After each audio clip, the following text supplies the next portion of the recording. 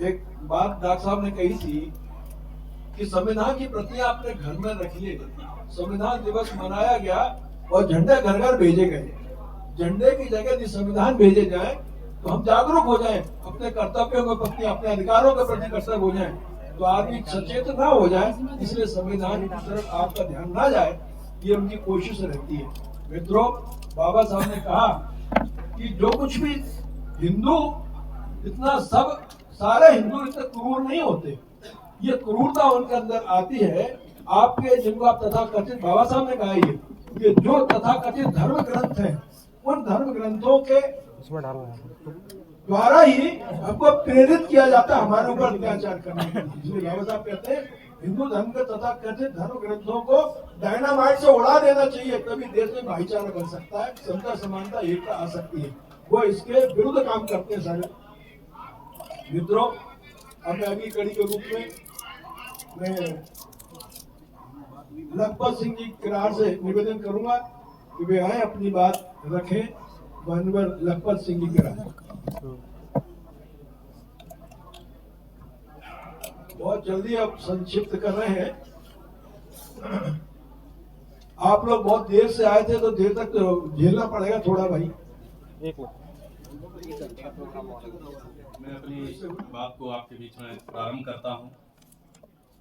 मैं आपसे अन्य विषयों की तरफ न जाते हुए सिर्फ जातिगत जनगणना के आसपास ज़्यादा अपनी बात रखूंगा कि जातिगत जनगणना होने से हमें क्या लाभ हुए और नहीं होने से क्या नुकसान हुए हैं और भविष्य में इसके क्या प्रभाव हो सकते हैं। जब अंग्रेज जातिगत जनगणना कराते थे तो उस जनगणना से जो देखते थे कि क्या समस्याएं किस समाज में है, किस किस तरह की हैं, तो उन समस्याओं को देखकर उन समस्याओं के लिए कानून बनाया करते थे। जैसे हम लोगों को संपत्ति रखने का अधिकार नहीं था तो अंग्रेजों ने संपत्ति रखने का अधिकार दिया, शिक्षा का अधिकार नहीं था, शिक्षा का अधिकार दिया, और सती प्रथा पे कानून बनाए। ऐसे कई कानून अंग्रेजों ने उस समय बनाए जातिगत जनगणना की वजह से ये हमें मिले, क्योंकि उसी से वो समस्याएं निकल कर सामने आई। लेकिन जैसे ही ये सरकार बनी, आजाद देश की सरकार बनी, और उन्होंने ये देखा कि अंग्रेजों की इस अध्ययन के कारण उनके बहुत सारे अधिकार छिने, तो इसलिए सरकार बनते ही यहाँ तक कि उन्होंने, अंग्रेजों ने ये देखा कि जिस वर्ग का इस देश में प्रभुत्व है, जो संपन्न है, जो समझदार कहा जाता है, उसके अंदर न्यायिक चरित्र नहीं है, इसलिए उनको न्यायपालिका में न्याय बनाने के लिए प्रतिबंध तक लगाए। तो इस तरह से अंग्रेजों ने जो जिसमें न्याय का चरित्र नहीं था, उस कम्युनिटी को मात्र 2.5% पर लाके खड़ा किया था। वो भी चतुर्थ श्रेणी में जगह दिया करते थे, प्रमुख पदों पर नहीं रखा करते थे। लेकिन अब जनगणना नहीं होने से हमें समस्या क्या होती है? लोग कहते हैं कि जनगणना होने से जातिवाद बढ़ेगा। जनगणना नहीं होने से क्या समस्या हुई? जैसे मैं एक उदाहरण देता हूं। वाल्मीकि समाज के लोग हैं, इस देश में अलग अलग जातियां हैं, अलग अलग जातियों के अलग अलग काम हुआ करते हैं और उन कामों के हिसाब से उनकी अलग अलग समस्या होती है। वाल्मीकि समाज के लोग मैला उठाने के लिए क्यों मजबूर हैं, इस पर हमने अध्ययन किया तो पता चला कि वाल्मीकि समाज के लोग जब दूसरा धंधा करने जाते हैं, जैसे चक्की लगाने जाएं तो कोई आटा पिसाने नहीं आता, सब्जी की दुकान लगाए तो कोई सब्जी नहीं खरीदता, चौराहे पे मजदूरी करने जाए और मालूम चल जाए ये वाल्मीकि है तो कोई मजदूरी के लिए नहीं ले जाता। तो ये सामाजिक ढांचा ये मजबूर करता है कि वो गंदा मैला उठाने के लिए काम करें। तो इस तरह से अलग अलग जातियों की अलग अलग समस्या हैं। ये अलग अलग समस्याएं तभी संभव है जब जाति के आधार से गिनती हो, और उस गिनती में सिर्फ ये नहीं होता है कि जाति के पता लगेगा कौन कितनी जाति है। जब जनगणना होती है तो उसमें फॉर्मेट में 34 कॉलम है। अगर उसमें एक कॉलम और जाति का जोड़ दें तो इस देश का ये पता लग जाएगा कि 75 साल में किस जाति में कितने लोग पढ़े, कितनों को नौकरियां मिली, कितनों को जमीन मिली, कौन शासन प्रशासन में गया, कौन उद्योग व्यापार में गया, ये सारे आंकड़े आ जाएंगे। तो ये आंकड़े अगर आ जाते हैं तो फिर सरकार को जो पीछे रह गए विकास की धारा से, जैसे मैं एक उदाहरण दूं, लोह पीटा। मैंने कुछ लोगों से, लोह पीटने वालों से बातचीत की तो पता चला कि जितने लोग वहां अपना तंबू गाड़े थे उनमें कोई पढ़ा लिखा नहीं था। न महिलाएं पढ़ी लिखी थी न पुरुष पढ़े लिखे थे। तो जब पढ़े लिखे नहीं है और उनके नाम कहीं कोई जमीन नहीं है, उनके बच्चे किसी स्कूल में जाते, किसी स्कूल में ये दाखिला नहीं होता है। तो इस तरह की ऐसी कई जातियां हैं। मध्य प्रदेश में 7 ऐसी जातियां हैं जो प्रिमिटिव ट्राइब्स है, मतलब विलुप्त होने वाली जातियां, जिसमें आपके यहाँ एक सहरिया जाति पाई जाती है। ये जाति अगर इनको विशेष संरक्षण नहीं दिया गया तो ये विलुप्त हो जाएगी कुछ दिनों में। ये सरकार कहती है, हम नहीं कह रहे, प्रिमिटिव ट्राइब्स उन्होंने घोषित किया है। तो ये जब तक जातिगत जनगणना नहीं होगी तब तक ये पता नहीं लगेगा कि किस जाति में क्या समस्या है और वो उसके लिए क्या काम करना चाहिए। जो सामाजिक न्याय मंत्रालय है वो उसके लिए कैसे काम करेगा जब तक जातिगत जनगणना नहीं होगी। तो इसलिए वो मंत्रालय ठीक से काम नहीं कर पाता है। और जो पिछड़ा वर्ग आयोग बना है, वो पिछड़ा वर्ग आयोग का काम ये है कि वो हर 10 साल में जो अध्ययन निकले जातिगत जनगणना से, उसके हिसाब से जो सूची बनी है, schedule caste, schedule tribe, other backward class, उन सूचियों में फेरबदल करता है हर 10 साल में। उन मापदंडों के जो मापदंड होते हैं सूची में शामिल करने के, उन मापदंडों में अगर परिवर्तन होता है तो उन परिवर्तनों के हिसाब से सूची में परिवर्तन होता है। और सूची में परिवर्तन होता है तो जिस जाति की जितनी संख्या है उस संख्या के हिसाब से उस कास्ट के कोटे में परिवर्तन होता है। जो रिजर्व कोटा होता है नौकरी के लिए, राजनीति के लिए, शिक्षा के लिए, वो सभी में परिवर्तन होता है। लेकिन इस देश में जो सूचियां पहले बन गई थी उन्हीं सूचियों पे आज तक सरकार काम करती आ रही है। जो 1931 के आंकड़े थे उन्हीं आंकड़ों के आधार पे आज तक हमें लाभ मिलता आ रहा है, या जो लाभ से वंचित रह गए वो वंचित होते चले आ रहे हैं। इसलिए ये जरूरी है कि जनगणना हो ताकि पिछड़ा वर्ग, राष्ट्रीय पिछड़ा वर्ग आयोग अपना काम ठीक से करना शुरू करे। न्यायपालिका में जब हमारे लोग जाते हैं न्याय मांगने कि हमारा इतना हक है, हमें इतना मिलना चाहिए, तो न्यायालय कहता है कि आंकड़े लाइए। आंकड़े 90 साल पुराने हैं, इसलिए 90 साल पुराने आंकड़ों को न्यायपालिका मानती नहीं है। तो लगभग इस देश में 2000 से ज्यादा पिटीशन है, पेंडिंग इसलिए पड़ी है क्योंकि जाति के आंकड़े नहीं है, इसलिए न्यायालय उनमें कोई निर्णय नहीं करता है। कई सालों से पड़ी है, 20 साल से 30 साल से पड़ी रहती है और वो उन पर कोई काम नहीं होता है। तो केंद्र सरकार पे जब ये आंकड़े आएंगे तो वो ये पता लगेगा कि धन धरती उद्योग व्यापार में, तो उसके लिए उसको नीतियां बनानी पड़ेंगी। अब इसमें भी जो जातिगत जनगणना के नाम पे जो कुछ मिथक हैं, मैं उनकी ओर ध्यान देना चाहता हूं। एक मिथक है कि ओबीसी की जातिगत जनगणना होनी चाहिए, ये मांग ही गलत है। सबकी जातियों की जनगणना होनी चाहिए। ओबीसी की अगर कर देंगे तो पता कैसे लगेगा कि ओबीसी में कौन पिछड़ा रह गया, कौन ओबीसी के लायक था, कौन ओबीसी के लायक नहीं है जो आगे बढ़ गया, उसका पता नहीं लगेगा। इसलिए जातियों की जनगणना होनी चाहिए।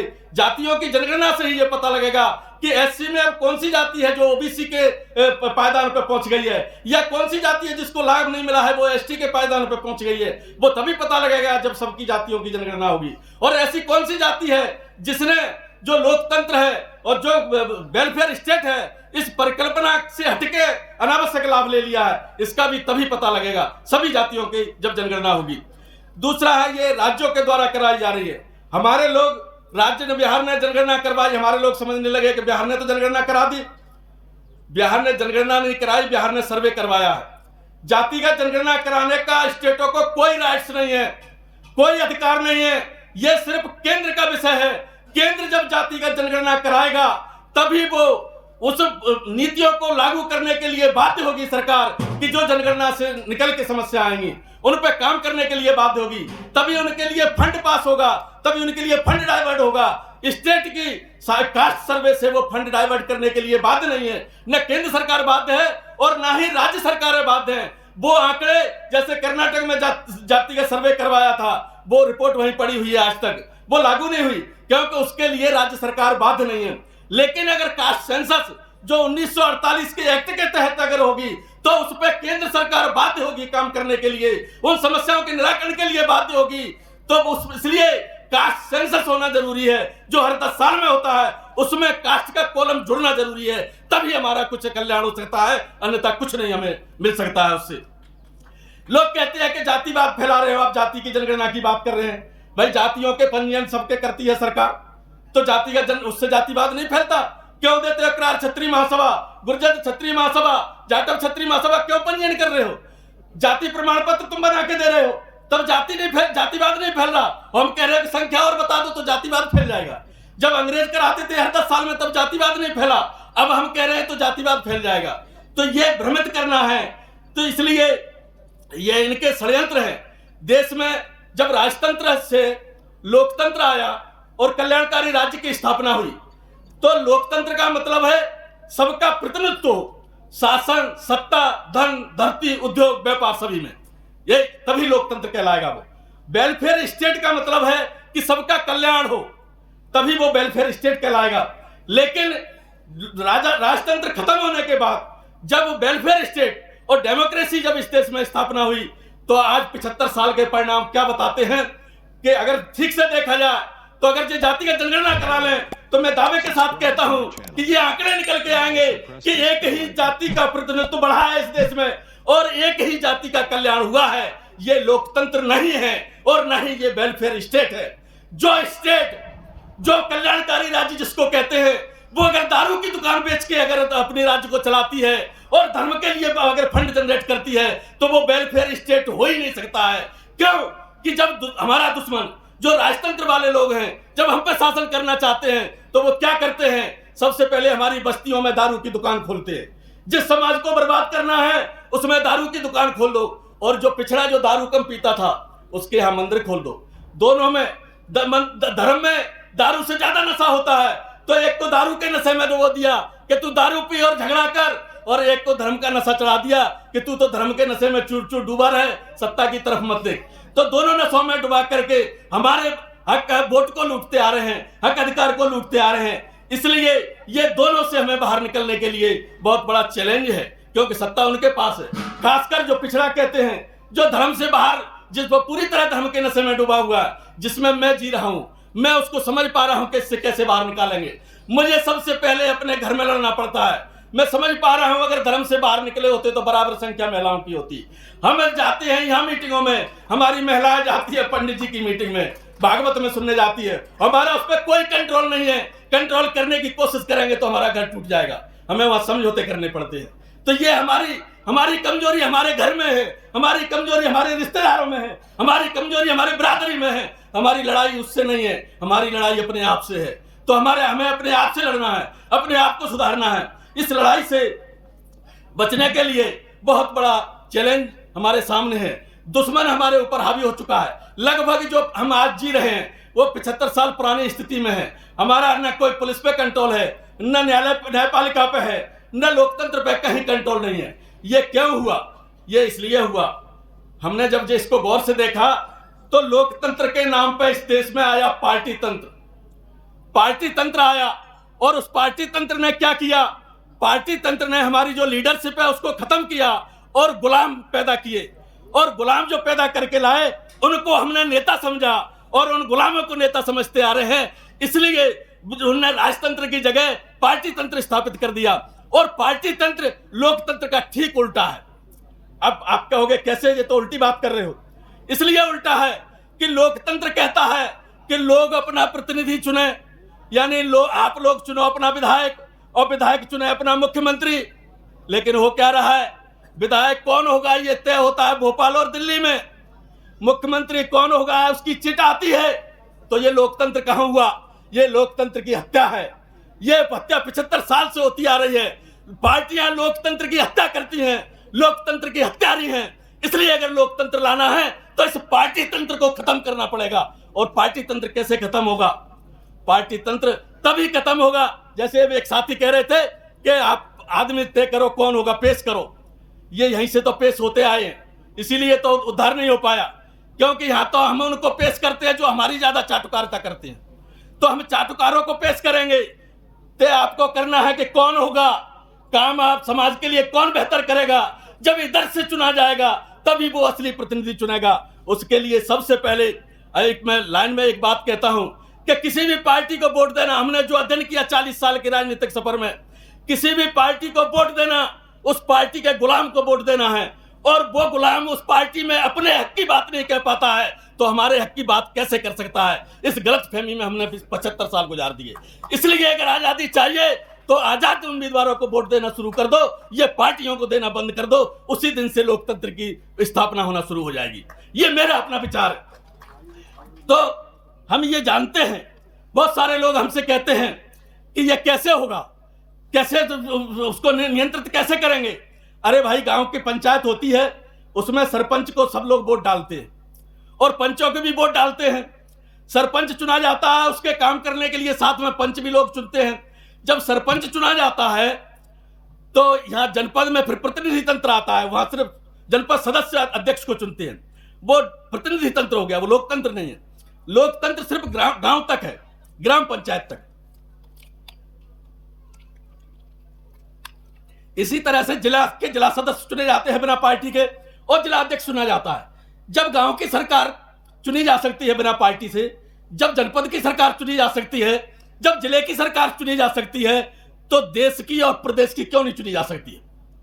जब वो व्यवस्था यहां है तो उस व्यवस्था को बड़े स्तर पर क्यों लागू नहीं किया जा सकता है? एक बार पहल करके देखिए, वहां भी चुने जाएंगे, ये चिटों से चुनना बंद हो जाएगा। अगर आप जिस दिन अपने खुद का प्रतिनिधि चुनना शुरू कर दोगे और ये पार्टियों से हटके चुनना शुरू कर दोगे, तो उस दिन वहां लोग जो आपके चुन के जाते हैं वो चुनेंगे।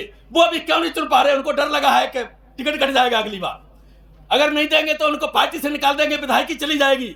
अरे जब आप इंडिपेंडेंट भेजोगे तो कौन उसका टिकट काट लेगा, कौन उसकी विधायकी छीन लेगा? जूते की दम पे अपना नेता चुनेगा, वहां कोई उसका बाल बाका नहीं कर पाएगा। इसलिए आजादी चाहिए तो आजाद प्रतिनिधि चुनकर भेजना शुरू कर दो। ये हम मानते हैं कि हम कुछ नहीं कर सकते, हम ये बात कह रहे हैं हम कुछ नहीं कर पाएंगे, लेकिन एक किस्सा मैं आपको सुनाना चाहता हूं कि एक जंगल में आग लगी और एक चिड़िया एक बूंद पानी ला के उसको बुझाना शुरू करती है, और एक बंदर कहता है कि तेरे बुझाने से क्या ये बुझ जाएगी, पागल हो गई है। तो वो बात को एक हाथी सुन लेता है। तो हाथी को लगता है कि जब ये चिड़िया, और वो चिड़िया उस बंदर से कहती है कि भाई ये मैं जानती हूं कि मैं नहीं बुझा पाऊंगी, लेकिन जिस दिन इस आग का इतिहास लिखा जाएगा उस दिन मेरा इतिहास बुझाने वालों में लिखा जाएगा, तेरे जैसे नालायक नक्कारों में नहीं लिखा जाएगा। ये बात को हाथी सुनता है और हाथी दहाड़ लगाता है। तमाम सारे हाथी इकट्ठे हो जाते हैं और चिड़िया की उस बात को सुनाते हैं, तो पूरे हाथी पानी भरने के लिए चल देते हैं, और सब हाथी जब पानी से उस आग को बुझाते हैं तो आग बुझ जाती है। तो हम ये मानते हैं कि हम एक चिड़िया हैं, हम एक चिड़िया हैं, हमें तमाम वो बंदर मिलते हैं कि क्या कर लोगे, लेकिन हम उन बंदरों की नहीं सुनना चाहते।